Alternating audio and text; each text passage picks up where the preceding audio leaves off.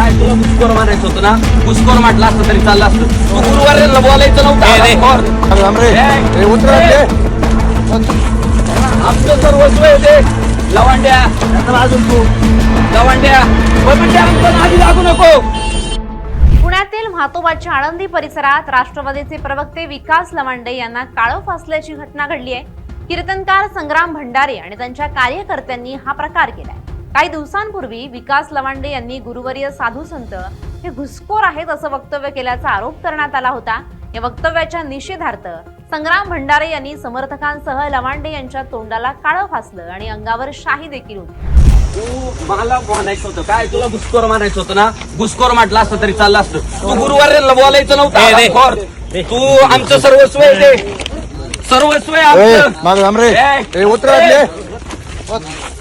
आमचं सर्वस्व आहे ते.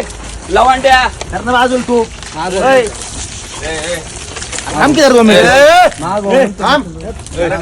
लवांड्या तू परत गुरुवाऱ्यांना जर बोलला ना, तू लक्षात ठेव आम्हाला काय भिडायचंय ते भीड.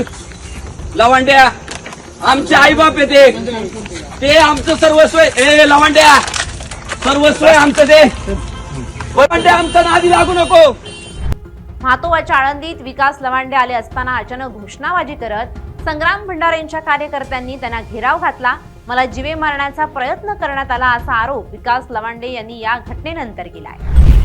सकाळी म्हातोबाच्या आळंदी तालुका हवेली येथे माझं एका दशक्रियेच्या निमित्ताने प्रवचन होतं. ते प्रवचन संपल्यानंतर 10 वाजता मी आळंदी म्हातोबाच्या इथून पुण्याला जायला निघालेलो असताना रस्त्यात गावाच्या बाहेर आल्यानंतर वारकरी संप्रदायातील संग्राम भंडारे आणि काही 10-15 गोरक्षक होते. सगळेजण 2-3 गाड्या होत्या आणि त्या सगळ्या गुंडांनी मला रस्त्यात निर्जन स्थळी अडवलं. माझी गाडी आणून मला उतरून माझ्या अंगावर 2-3 शाईच्या बाटल्या ओतल्या. मला धक्काबुक्की केली आणि 2 जणांच्याकडे रिव्हॉल्वर होते. ते सगळेजण मला जीवे मारण्याची धमकी देत होते. तितक्यात लोक जमत असताना ते मात्र तात्काळ पळून गेले. मी त्या सर्वांचा निषेध करतो.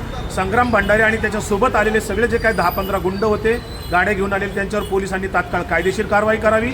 मी लोणी काळभोर पोलीस स्टेशनला इथे फिर्याद देण्यासाठी आलेलो आहे. जोपर्यंत त्यांना सर्वांना अटक होत नाही तोपर्यंत लोणी काळभोर पोलीस स्टेशन येथे माझा सत्याग्रह सुरू राहणार आहे. या प्रकरणामुळे राजकीय वातावरण चांगलंच तापलंय. या प्रकरणी तक्रार दाखल करण्यासाठी विकास लवांडे हे लोणी काळभोर पोलीस ठाण्यात दाखल झाले आहेत.